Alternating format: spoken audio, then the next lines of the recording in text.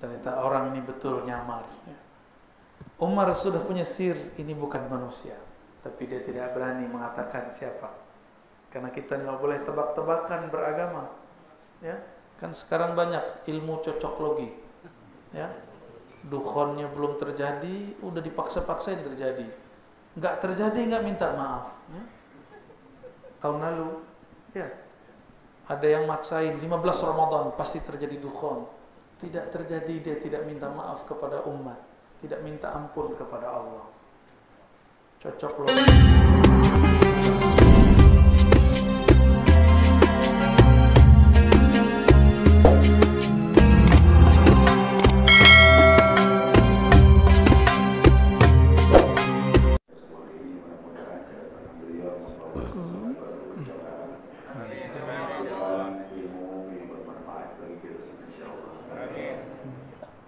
Senantiasa kita mengaturkan puji dan syukur kepada Allah Subhanahu wa taala.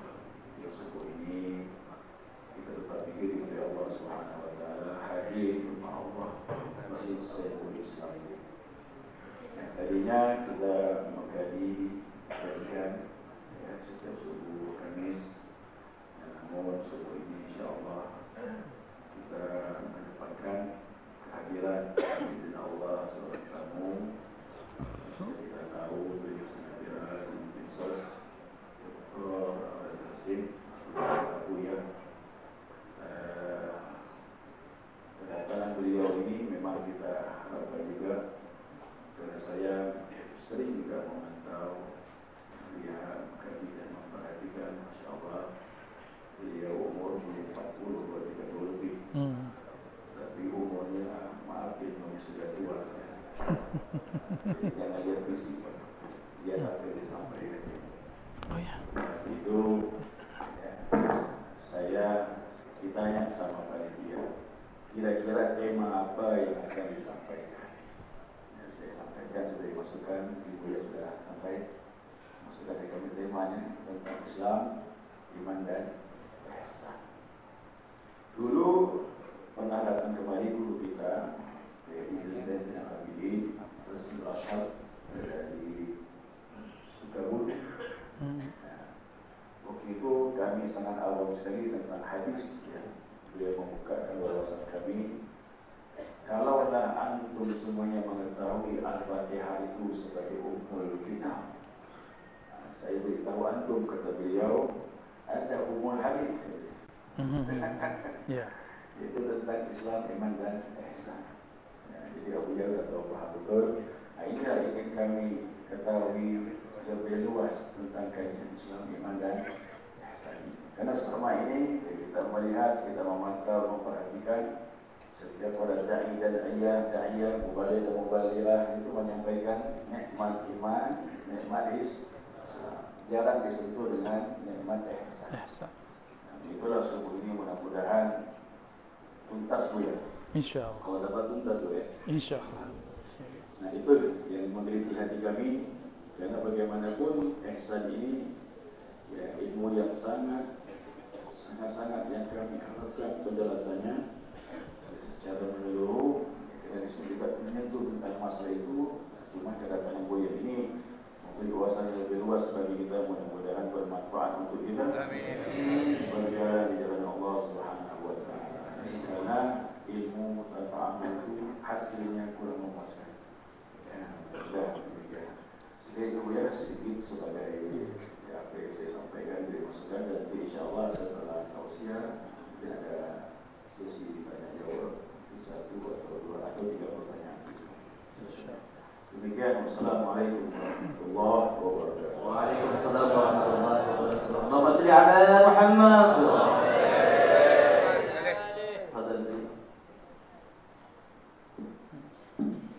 Langsung izin Pak Kiai.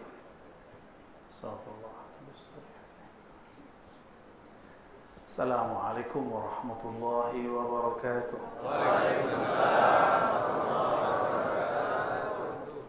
Alhamdulillah Rabbil Alamin, hamdal hamidin, hamdal mustaghfirin, hamdal dhakirin, hamdal musallin, hamdal sa'imin, hamdal arifin, hamdal muridin, والمرادين حمدا يوافي نعمه يكافئ مزيدا أشهد أن لا إله إلا الله وحده لا شريك له وأشهد أن محمدا عبده ورسوله اللهم صل على سيدنا محمد وعلى آله وأصحابه والمهدي خليفته وسلم أما بعد اللهم بك أصبحنا وبك أمسينا وبك نحيا وبك نموت بسم الله الذي لا يضر مع اسمه شيء في الأرض ولا في السماء السميع العليم نعوذ بكلمات الله التامات من شر ما خلق.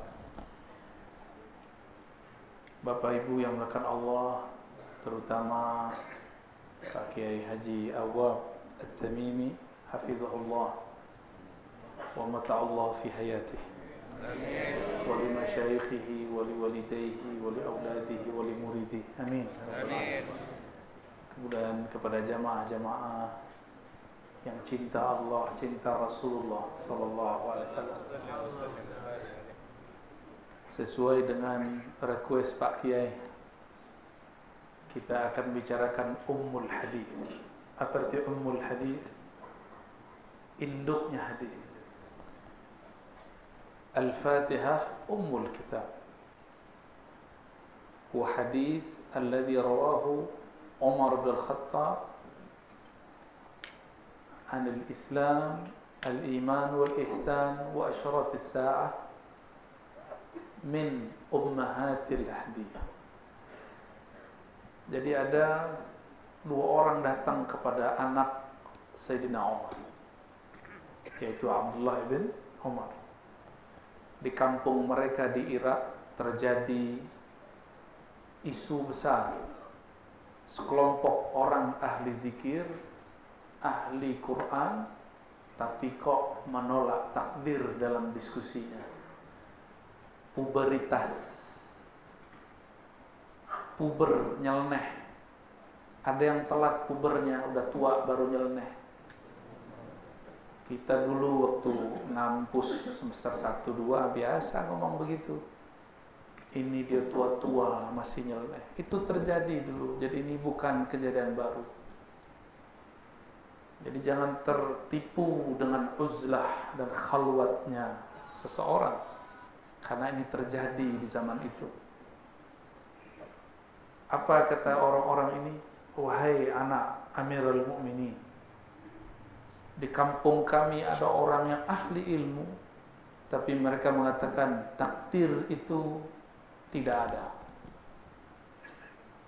Mereka tidak percaya dengan hadis-hadis Nabi. Benarkah demikian? Maka Sayyidina Abdullah bin Umar radhiyallahu ta'ala anhuma mengatakan, kabarkan kepada mereka, ana bari'un minhum wa hum bura'un minni.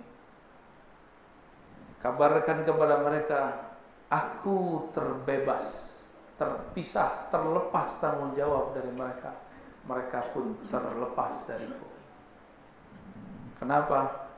Karena aku menyaksikan ayahku berkalam bahwa Sayyidina Umar ayahnya pernah bertemu sosok yang tidak dikenal siapapun, wajahnya sangat tampan seperti Nabi Yusuf, tidak berdebu, rambutnya sangat hitam, kulitnya pun sangat-sangat bagus. Tiba-tiba masuk ke halaqah Nabi. Istala'a alaina rajulun syadidu bayadus siyab syadidu sawadis sya'r. Itu lagi duduk-duduk. Inilah hebat majelisnya Nabi. Yang datang ada tamu-tamu dari Allah Subhanahu wa taala. Kita sudah tahu yang datang ini siapa? Jibril. Apa maksudnya? Di majelis ini atau di majelis yang lain? Jika di dalamnya ada wali, pasti ada kekasih-kekasih Allah di kalangan malaikat pun menyerupai manusia datang. Istala'a alaina rajulun. Tiba-tiba ada seseorang laki-laki masuk kepada kami. Maka hati-hati kalau bertemu seseorang. Siapa tahu di samping kita bukan manusia. Saya bukan main-main Pak, ini serius. Ini akhir zaman. Di akhir zaman malaikat tambah banyak yang turun, dan mereka kadang-kadang menyerupai manusia, kadang-kadang menyerupai hewan, menguji kita semua. Apakah di kalbu kita ada sir cahaya Allah atau tidak? Tiba-tiba orang ini duduk, bertemukan dua lututnya dengan lutut Nabi. Dia taruh tangannya penuh adab, dan dia memanggil, "Ya Muhammad." Sayyidina Umar tidak pernah dengar orang memanggil "Ya Muhammad" kecuali orang kafir. Tapi ini bukan kafir, berarti dia makhluk yang spesial. "Akhbirni anil Islam." Umar kemudian bingung, kok dia bertanya tentang Islam? Ternyata orang ini betul nyamar. Umar sudah punya sir, ini bukan manusia. Tapi dia tidak berani mengatakan siapa. Karena kita nggak boleh tebak-tebakan beragama. Ya, kan sekarang banyak ilmu cocok logi. Ya, dukhonnya belum terjadi, udah dipaksa-paksain terjadi. Nggak terjadi, nggak minta maaf. Ya. Tahun lalu, ya, ada yang maksain 15 Ramadan pasti terjadi dukhon.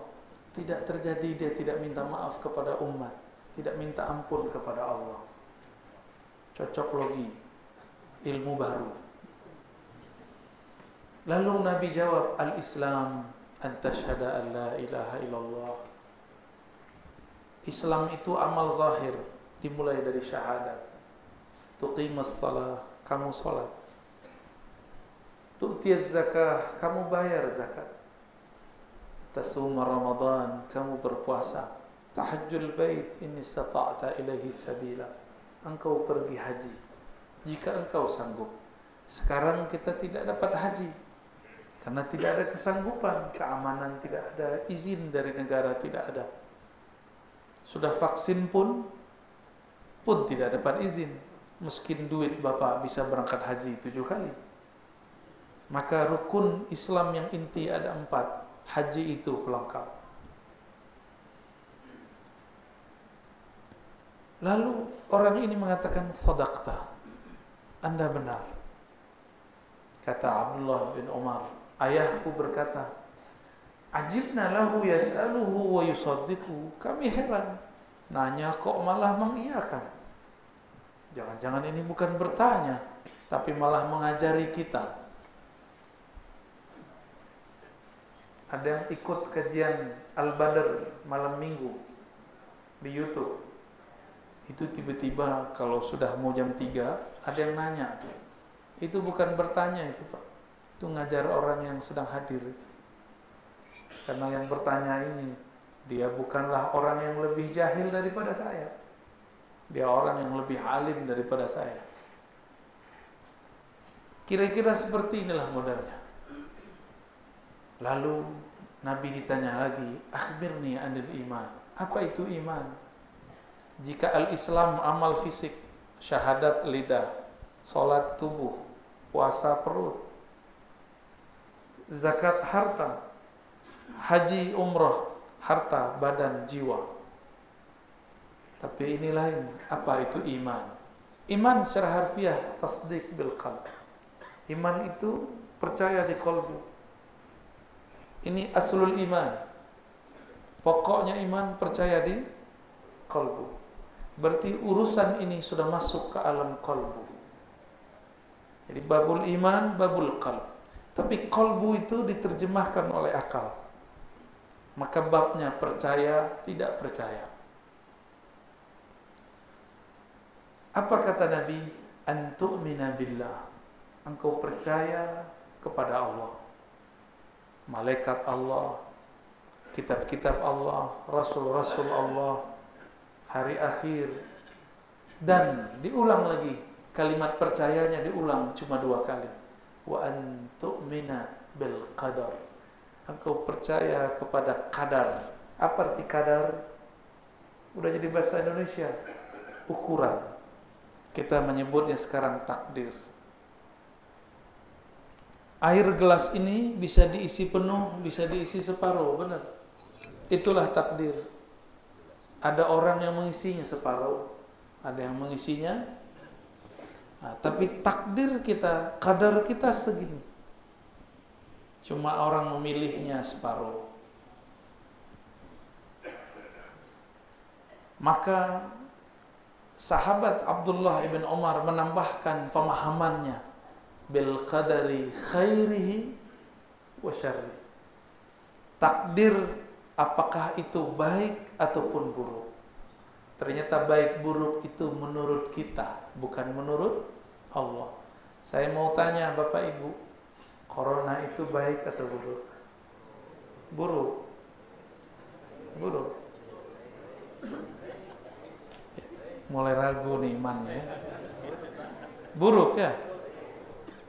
Tapi ada baiknya nggak? Dulu kerja pulang pagi, berangkat pagi pulang pagi. Bang Toyib.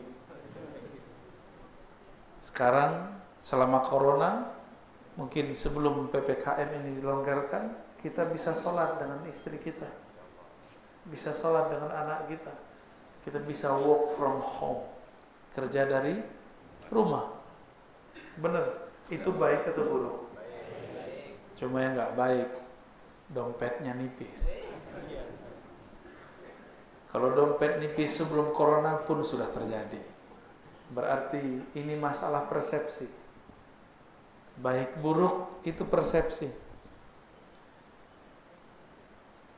Jadi baik buruk itu terjemahan kolbu. Kolbunya sedang baik, maka jadilah itu baik. Kolbunya kotor, jadilah itu buruk. Maka si kolbu yang buruk dia akan mencari kambing hitam. Dia salahkanlah siapa. Aneh, sungguh aneh. Percaya kepada Allah tapi tidak terima takdir Allah. Saya mau tanya lagi. Saya sudah tanyakan ini di banyak tempat. Corona berkembang karena takdir Allah atau bukan? Ridha tidak? Raditu billahi. Jadi sudah tahu 2 tahun corona baru ridha pagi ini. Betul ya? Udah 2 tahun corona baru ridho pagi ini. Ridho enggak? Ridho, wajib ridho. Imam Abul Hasan Syazili memarahi muridnya yang mengatakan percaya kepada Allah tapi tidak terima takdir Allah. Ini corona bukan hanya Indonesia, tapi semua negara yang kita tuduh bersumber dari Amerika kepayahan. Dari Cina pun kesusahan. Dari Jerman pun kewalahan. Cina sekarang belum berhasil vaksin, Pak. Kita sekarang Indonesia sudah banyak yang divaksin. Orang kita ini gampang diatur. Cuma ngeyelnya banyak. Gampang diatur. Alhamdulillah. Mau mereka tusuk kita 1000 kali biarin, yang penting kita pengajian jangan dilarang. Masjid kita jangan ditutup ya. Coba tutup, awas.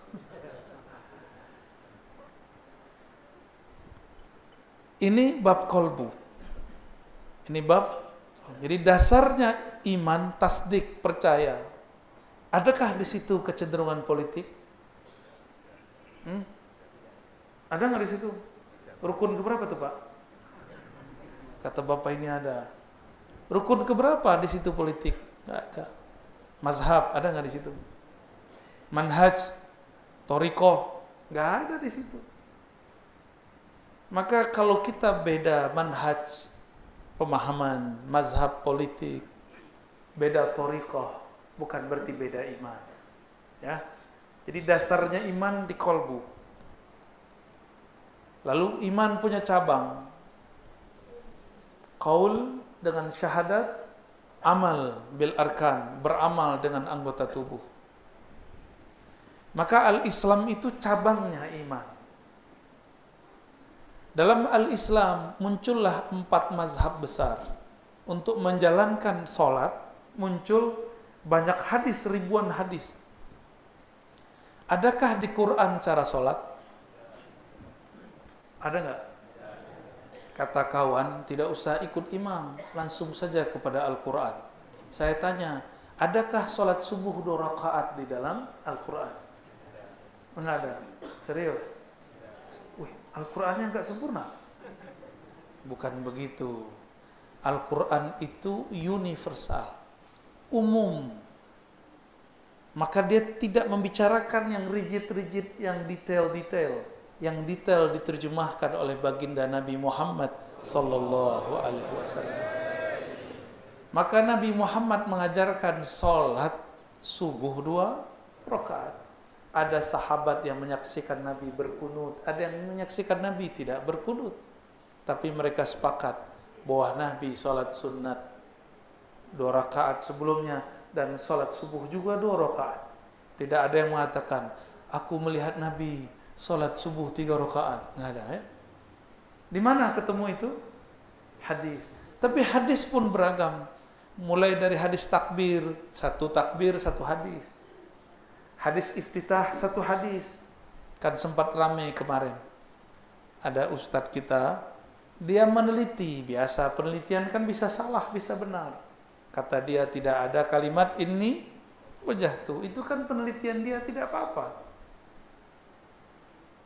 Kita juga meneliti, ulama lain juga meneliti. Ternyata ketemu kata ini. Itu perdebatan sudah biasa. Karena hadis ini bercerai-berai. Hadis assalamualaikumnya di mana? Hadis tahiyatnya di mana? Hadis baca Qur'annya di mana? Hadis rukuknya kemana-mana? Maka perlulah orang yang meriwayatkan amalnya Nabi, bukan hanya meriwayatkan berita amal Nabi. Kalau tadi berita amal Nabi namanya hadis, sekarang meriwayatkan cara mengamalkannya. Dan Nabi bersabda, "Shallu kama ra'aitumuni", salatlah seperti kamu melihat aku salat. Coba, siapa di sini yang sudah melihat Rasulullah salat? Enggak ada. Katanya langsung kembali kepada Allah dan Rasul. Gimana? Berarti enggak bisa kita langsung kepada Allah dan Rasul. Imam Syu'bah itu menyebutkan orang yang mengatakan Nabi bersabda tanpa pakai sanad, tanpa mengatakan dari fulan, dari fulan, dari fulan. Apa kata dia? Kazub, Anda pembohong besar. Bukan lagi kazab, kazub, pembohong yang besar. Maka mustahil hari ini kita baca hadis tanpa lewat imam. Bedakan imam hadis dengan fikih. Imam hadis, hadis artinya berita. Dia cuma mengumpulkan berita. Dia menjamak, mengkompilasi berita. Kalau imam fikih, dia tahu cara meramu berita, mana yang sahih, mana yang tepat. Jadilah itu sebuah mazhab. Maka mazhab itu bukan buatan imam. Mazhab itu adalah riwayat amalan Rasulullah sallallahu alaihi wasallam. Maka jangan heran ada hadis yang dhaif secara ahli riwayat, tapi sahih secara fuqaha. Ahli fikih bilang ini sahih. Dan itu banyak. Saya sudah kumpulkan lebih dari 100 persoalan. Yang sering kita contohkan dahulu, mungkin Bapak Ibu pernah mendengarkan kajian ini lewat Thariqat YouTubiyah. Ya, jamaah YouTubiyah. Mursyidnya Syekh Al-Yutubi. Karena mursyidnya Syekh Al-Yutubi banyaklah cocok logi. Belum selesai satu video, ganti video yang baru. Itulah nasib Thariqah Al-Yutubiyah. Belum selesai ngaji kepada seorang syekh, sudah pindah kepada syekh yang lain.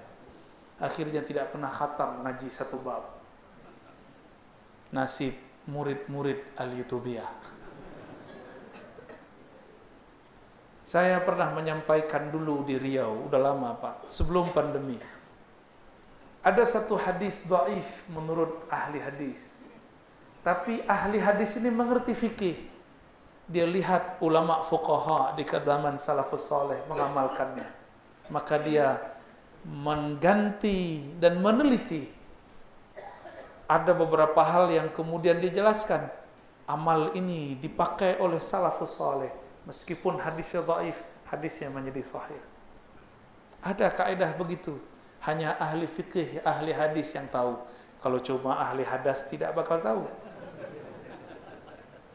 Apa itu? hadis mengenai mengazankan maulud, mengazankan bayi baru lahir. Hadisnya ada 2 rawi, 2 pengkhabar di situ, orangnya bermasalah. Tapi Imam Tirmizi di Kitabul Aqiqah mengatakan hadisun hasanun sahih. Hadis yang hasan plus sahih. Hadis ini diriwayatkan oleh Imam Tirmizi, murid terbaik Bukhari yang wafat tahun 279 zaman salafus saleh. Apa kata dia? Ahlul ilmi di kalangan salaf mengamalkannya. Karena dia dari salaf, jika disebut ahlul ilmi berarti kalangan salaf. Bukankah kawan kita di sana ada kaidah, lau kana khairan lasabaquna, kalau baik tentu mereka sudah duluan. Ini mereka sudah duluan, masih saja ente bilang bid'ah.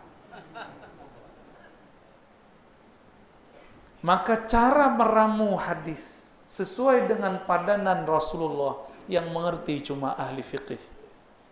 Cuma ahli fiqih. Maka wajib orang yang belajar fikih, belajar mazhab fikih. Karena ahli hadis periwayat kalam fi'il Nabi. Ahli fikih periwayat amal Nabi dan amal salafus saleh. Setelah 2 pertanyaan itu, muncullah pertanyaan ketiga dan keempat. Pertanyaan ketiga, ya Muhammad, mal ihsan. Kalau tadi akhbirni, sekarang langsung mal ihsan. Apakah hakikat ihsan? Tadi ayat yang saya baca di rakaat kedua. Wa wassaynal insana biwalidayhi ihsana. Apa arti ihsan? Nabi terjemahkan ihsan bukan secara harfiah. Ihsan secara harfiah, ahsana yuhsinu ihsana. Artinya membaguskan sesuatu. Tapi Nabi tidak terjemahkan itu. Nabi menerjemahkan secara maknawi. Inilah dasar ilmu istilahi. Jadi kalau menerjemah sesuatu tidak boleh terjemah makna harfiah, harus terjemah istilah. Salat secara harfiah berarti doa. Apakah orang berdoa sudah salat? Belum. Belum ya? Benar. Selamat dari liberal ya. Nabi mengatakan anta'budallah ka'annaka tarah. Engkau beribadah seakan memandangnya. Sedangkan di Quran dikatakan la tudrikul absar. Tidak ada pandangan yang dapat mencakupnya. Sekarang Rasulullah mengatakan engkau ibadah seakan memandangnya. Ternyata ada kata kunci, ka'annaka tara.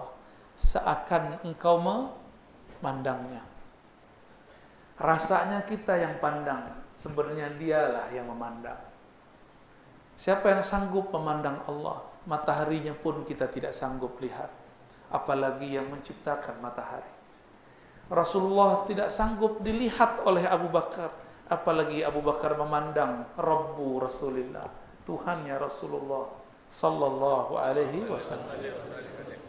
Jangan dikira Nabi Muhammad itu ketika Mi'raj terus pandang-pandang dengan Allah. Bukan begitu.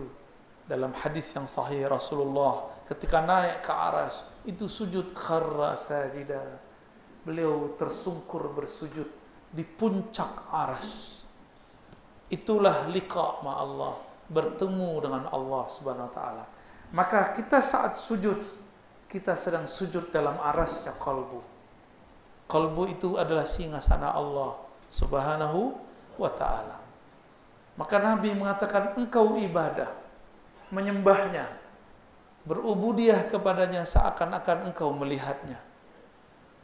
Tapi mungkinkah kita melihatnya? Yang ada dialah yang melihat kita. Yaraka, ya, hina takum. Dialah sebenarnya yang melihat engkau ketika engkau berdiri. Maka di saat itu lenyaplah pandang hamba dalam pandang Allah Subhanahu wa taala. Tiadalah memandang kecuali Dia.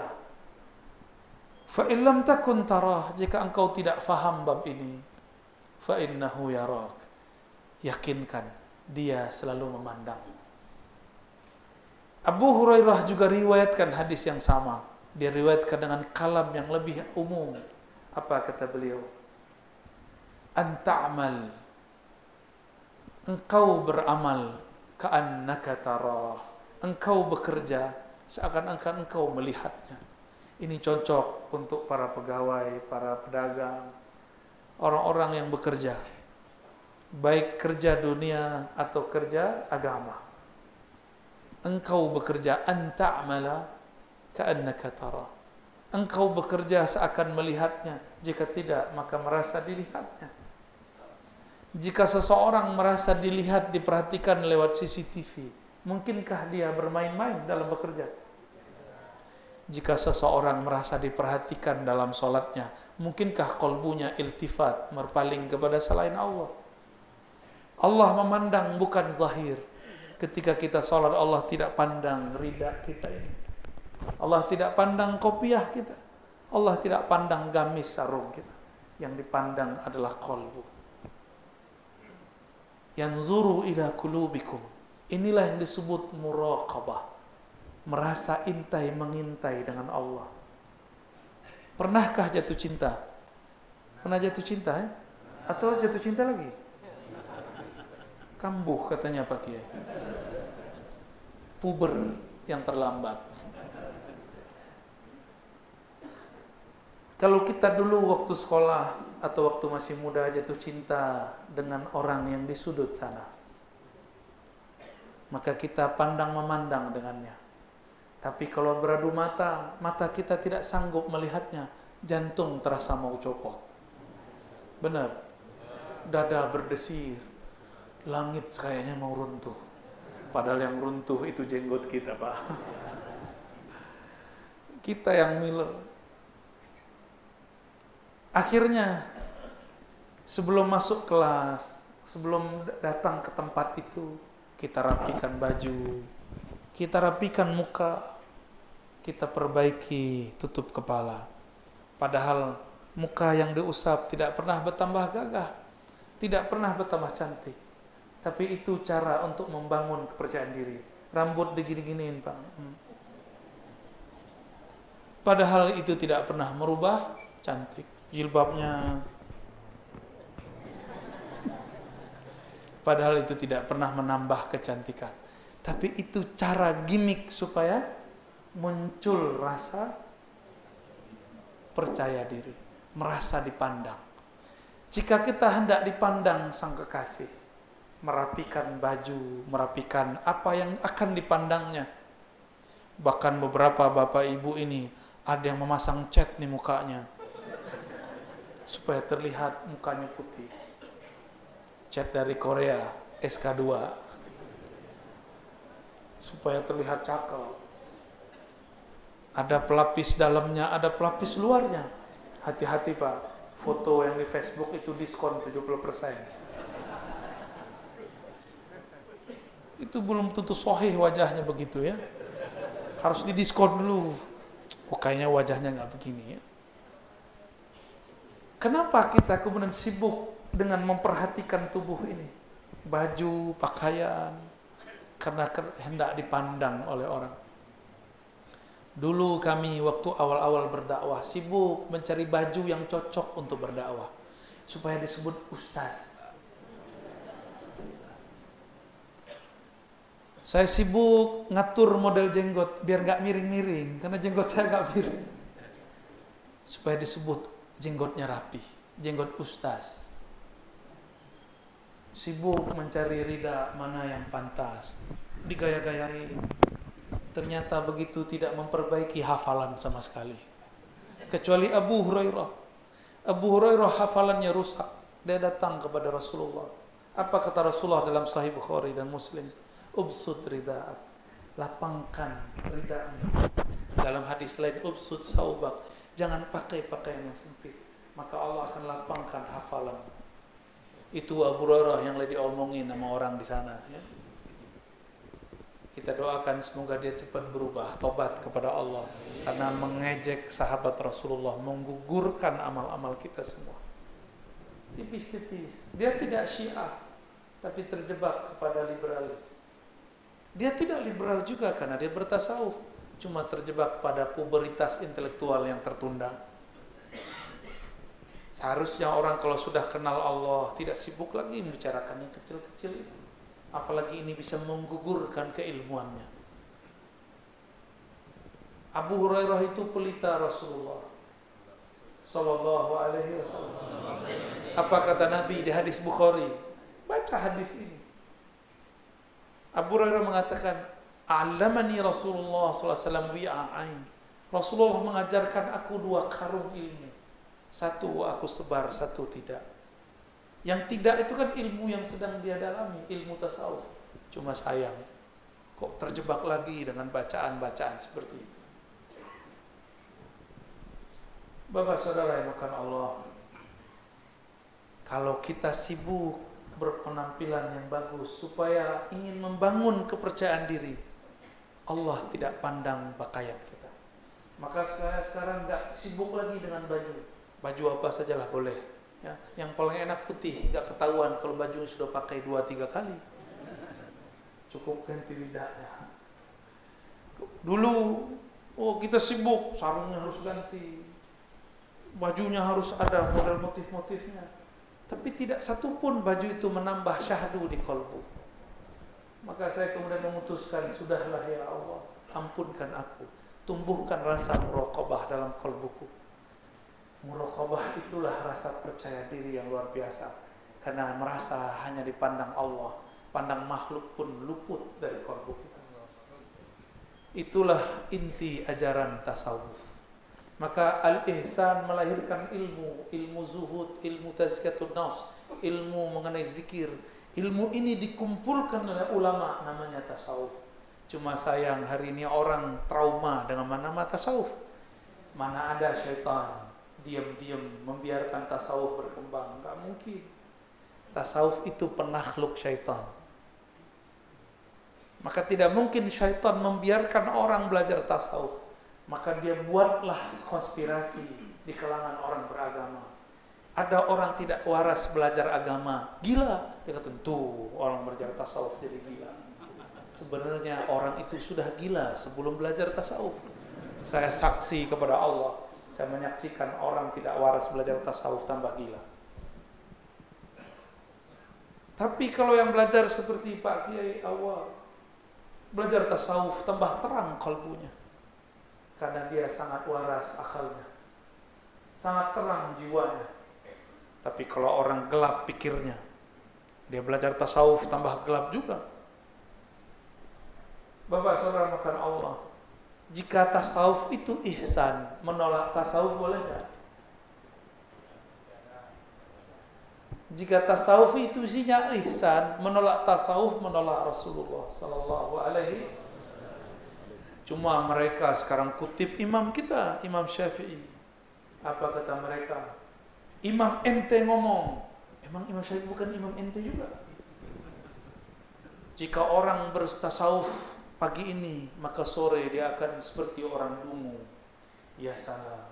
Kalam Syafi'i tidak bermaksud begitu. Imam Syafi'i nyindir orang pakai baju sufi yang saya sebutkan tadi, sibuk dengan penampilan zahir, tapi tidak ngaji. Saya suka sekali dengan redaksi Pak Kiai tadi. Kita di sini ngaji. Kalau ngaji aslinya ada kitabnya. Cuma kitabnya lagi saya hafalkan aja ya. Bapak cukup dengar saya aja yang bacakan hadisnya. Itu hadis 2 halaman. Ada yang hafal? Hadis 2 halaman itu. Hadis pertama di Sahih Muslim. Hadis pertama di Sahih Muslim. Dari al-ihsan ini muncullah ilmu tasawuf. Dari tasawuf muncullah namanya thariqah. Dari thariqah adalah mursyid, adalah murid, adalah cara zikir, adalah cara suluk, adalah cara kita berubudiyah kepada Allah supaya qalbu lebih terkoneksi kepadanya. Jika fikih merasa dipandang zahir kita, sedangkan iman merasa memandang dengan akal kita, sedangkan ihsan merasa memandang dengan ruh, dari kolbu masuk ke dalam ruh. Oleh karena itu tasawuf sulusuddin, tasawuf itu sepertiga atau rubu'uddin, seperempat agama. ingkar tasawuf, ingkar seperempat. Cuma kalau ada orang sana anti tasawuf, kita maklumi, mungkin tasawuf dia tasawuf palsu. Dia buat definisi tasawuf sendiri. Tasawuf itu Rasulullah lah yang pertama mengajarkan. Inilah kalam pertamanya. Anta'budallah ka'annaka tara. Engkau ibadah seakan memandangnya. Bukankah ini puncak dari beragama? Benar nggak? Berarti orang anti tasawuf tidak akan pernah sampai kepada puncak berubudiyah. Dia sibuk di urusan kaki jingkrang dan tidak jingkrang. Sibuk masalah tasbih. Ini bid'ah atau tidak? Bid'ah. Padahal Abu Hurairah pakai tasbih ini cuma 100. Abu Hurairah tasbihnya 2000. Bid'ah nggak? Berani yang bilang Abu Hurairah bid'ah? Berarti sama kelompok yang kemarin. 11-12 ahli bid'ah. Mana lagi ahli bid'ah? Hah? Kayaknya semuanya di sakunya ada bid'ah ya. Ini itu cuma alat, bukan maksud. Al-maksud ya zikrullah. Maksud itu zikir, bukan di sini. Ini itu cuma alat. Enggak pakai ini pun kita zikir.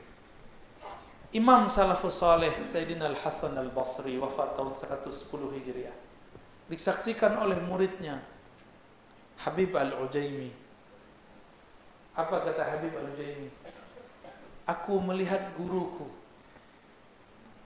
Hasan Al-Basri menggunakan tasbih. Padahal dia sahibul karamat, sahibul muraqabah. Beliau ahli ihsan, banyak karamahnya. Murid-muridnya dari macam-macam negara. Kami bertanya, wahai Tuan Guru, engkau sudah menjadi ulama hebat, wali tersohor, kenapa masih menggunakan tasbih? Apa jawaban beliau? Wahai Ananda muridku, dulu kami mendapatkan muraqabah dengan pakai ini, maka setelah dapat muraqabah ini pun tidak kami tinggal. Disitulah kemudian Al-Hasan Al-Basri memberikan tasbihnya kepada Al-Ujaimi. Al-Ujaimi memberikan kepada Daud At-Tai. Daud At-Tai memberikan kepada Ma'ruf Al-Kharqi. Ma'ruf Al-Kharqi memberikan kepada Sirri Sakti. Sirri Sakti memberikan kepada Junaid Al-Baghdadi. Junaid Al-Baghdadi punya murid banyak sekali. Ada Shibli, ada Hallaj, ada imam kita dalam akidah Abul Hasan Al-Asy'ari. Makanya akidah yang paling pas untuk orang-orang yang ingin wusul kepada Allah, akidah Asy'ariyah. Kenapa? Beliau telah menyampaikan kaidah-kaidah akidah yang sesuai dengan salafus saleh. Lalu orang ini bertanya lagi, matas sa'ah, kapan terjadi kiamat? Karena ilmu ini sekarang lagi rame, ilmu cucoklogi. Apa jawaban Nabi? Mal mas'ul anha bi'a'lama minas sa'il. Tidaklah yang ditanya lebih mengerti daripada yang bertanya. Kita sama-sama tidak tahu rahasia kapan terjadi kiamat. Kiamat dalam bahasa Arab disebut sa'ah. Sa'ah artinya time, waktu. Kapan waktu terjadi kerusakan alam semesta terjadi? Jawaban Nabi, aku yang engkau tanya tidak lebih tahu daripada engkau yang bertanya. Rasulullah itu sebenarnya lebih tahu daripada yang bertanya. Yang lebih alim Nabi Muhammad atau Jibril? Lebih mulia Nabi Muhammad atau Jibril? Tahu dari mana? Terbid'ah lagi. Mana dalil? Gak usah pakai dalil macam-macam. Waktu Mi'raj, siapa yang tembus ke aras? Jibril tidak dapat izin menembus arasnya. Berarti yang lebih tinggi siapa? Jadi Nabi ngomong begini bukan berarti Nabi tidak tahu. Nabi belum dikasih tahu. Jibril pun tidak dikasih tahu. Tapi Sayyidina Jibril mengatakan, ya sudah, akhbirni an amaratiha. Ciri-cirinya apa? Dikejar terus oleh Sayyidina Jibril. Dijawab oleh Nabi dengan ciri-ciri terjadi sebelum kiamat, disebut dengan alamat sughra.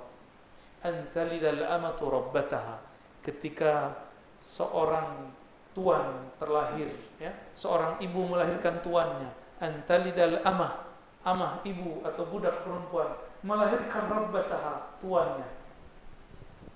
Dulu kalau ada budak perempuan digauli oleh suami, oleh tuannya, lahir anaknya menjadi tuannya. Itu dulu. Kalau sekarang lain, anak-anak sekarang semena-mena kepada ibunya. Itulah antalidal amatu rabbataha. Lalu yang kedua apa? Wa antaral huffata al-urata alata. Engkau melihat ada orang-orang yang miskin, kismin. Tahu kismin? Miskin 101%. Ra'il ghanam kerjanya, ya, itu menunjukkan strata paling biasa di Arab. Dia pengembala domba. Kerjanya itu. Ya tatawaluna fil bunyan. Dia nyeker tapi bisa bolak-balik masuk bunyan, gedong. Sekarang kita sebut mall. Sekarang mall itu ada di handphone, ya. Bener gak? Ada namanya mall apa gitu ya. Banyak tuh yang antum sebut tuh jadi iklan tuh. Nabi mengabarkan di hadis yang lain, nanti di akhir zaman pasar-pasar sepi. Kenapa sepi? Sekarang sudah mulai sepi? Karena semua orang punya pasar sendiri. Maka bagi para pedagang jangan masuk buat gedung yang tinggi-tinggi. Buatlah ruang yang bagus-bagus di handphone, ya. Itu baru cuma ciri-ciri kiamat. Berdasarkan ini muncullah ilmu, namanya ilmu akhir zaman. Kaedahnya dua. Satu, tidak boleh tebak-tebakan. Yang kedua, hanya Allah yang tahu kapan terjadi. Tapi kalau sekarang orang mulai tebak-tebakan gimana? Berarti ilmunya tentang akhir zaman salah, keliru. Yang maksa-maksa tahun sekian akan muncul Mahdi baiat di Mekah. Sekarang dia sudah keluar di YouTube. Masa Mahdi ngomong-ngomong di YouTube? Ketemu Yahudi, digorok sama Yahudi. Jangankan Mahdi, intelijen, orang intel, pangkat kolonel, punya rahasia negara, diburu. Apalagi intel langit bernama Al-Mahdi, pasti diburu. Gak mungkin Al-Mahdi kowar-kowar di YouTube, ngaku-ngaku jadi Satrio Penenget, ya. Satrio Penenget udah ada dulu, 8 orang mungkin lebih, ya. Itu mah Satrio Penenget. Ngaku-ngaku menjadi Ratu Adil, ngaku-ngaku jadi Al-Mahdi. Dan itu ternyata banyak di Indonesia. Saya didatangi beberapa mereka, saya kaget juga, ente Al-Mahdi. Modal cuma jidat lebar, hidung mancung sedikit. Lebih mancung Pak Kiai kita. Tapi dia dengan tawadhu langsung mengatakan, ana lastu minal habaib. Saya bukan habaib. Padahal hidungnya meyakinkan sekali itu. Jidatnya juga lebar. Tapi tidak ngaku Al-Mahdi. Alhamdulillah. Banyak hari ini yang ngaku. Saya lihat ternyata orang mulai stres. Ketika virus berkembang, orang lagi cari tempat untuk mencari keselamatan.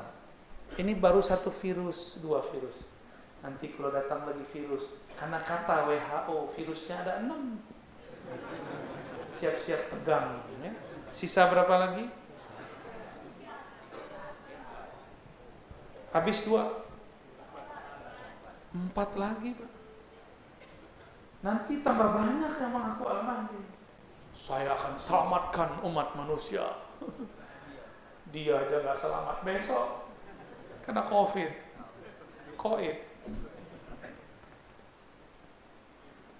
Nanti 2026, 2027, 2028 ini puncak-puncak orang akan banyak mengaku dirinya Al-Mahdi. Siap-siap untuk menolaknya, ya.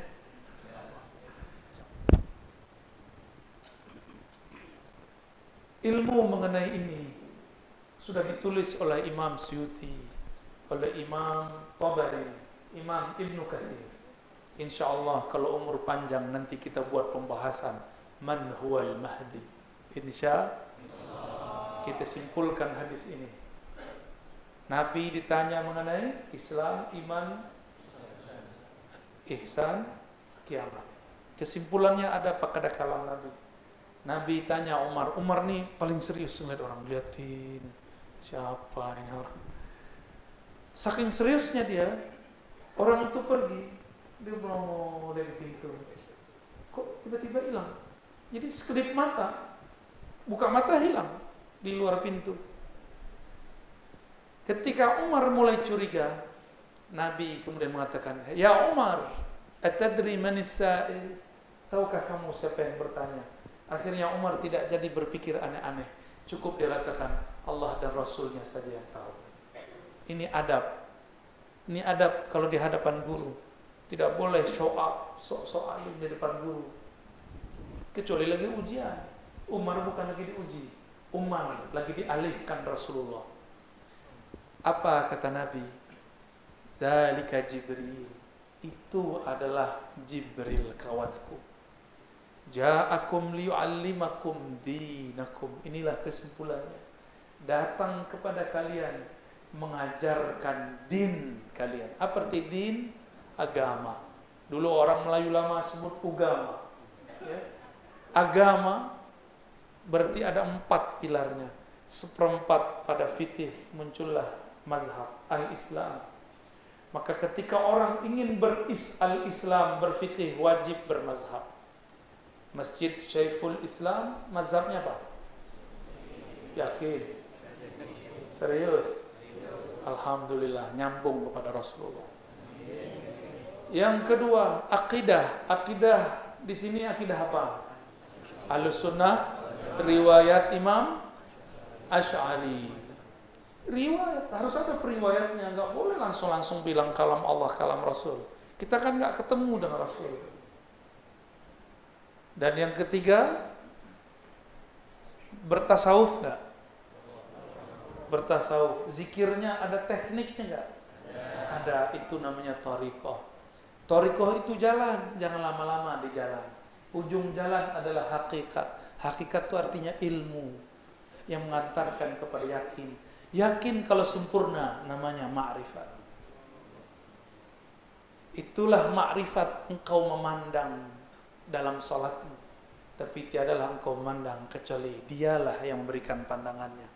Jadi ma'rifat itulah al-ihsan. Jadi kalau boleh kita terjemah al-ihsan ma'rifatullah. Ihsan itu adalah ma'rifatullah. Ulama kita dulu mengatakan awwaluddin ma'rifatullah.